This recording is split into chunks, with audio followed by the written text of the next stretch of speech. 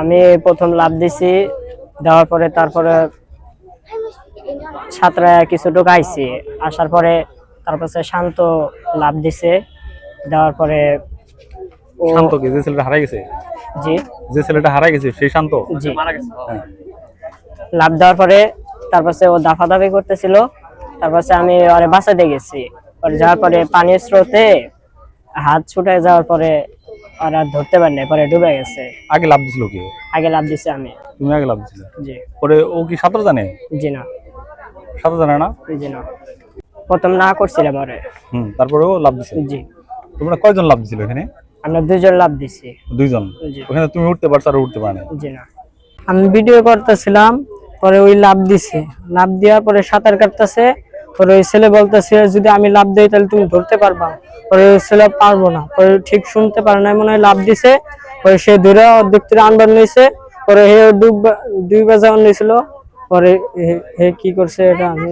আজকে দুপুর 2টার দিকে ওই শান্ত সহ ওর বন্ধু বান্ধবেরা এখানে ওই বালিবাহী ট্রলার আছে, ট্রলারের উপরে দেখে ওই নদীতে লাফালাফি করতেছিল আর কি।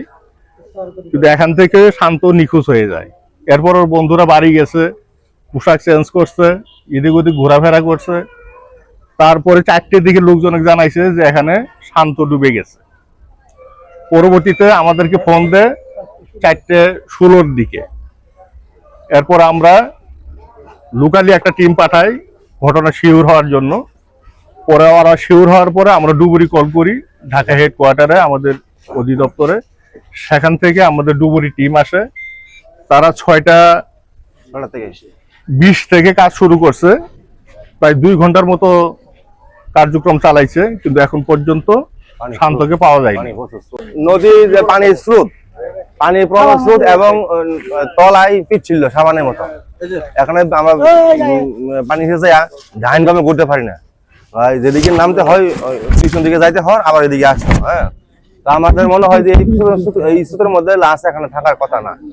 তারপর আমরা অনেকক্ষণ কাজ করছি, রাতের বেলা হয়ে গেছে, যে ট্রলার চলতেছে, কাজ একটা বিঘ্ন করে। এখন আবার কাল সকাল 3 কাজ করবো। হ্যাঁ, কালকে সকাল থেকে পাওয়ার সম্ভাবনা ওদিকে খুঁজতে হবে, কিন্তু এই জায়গায় স্পট নাই, এই লাস্ট এই স্পটে নাই।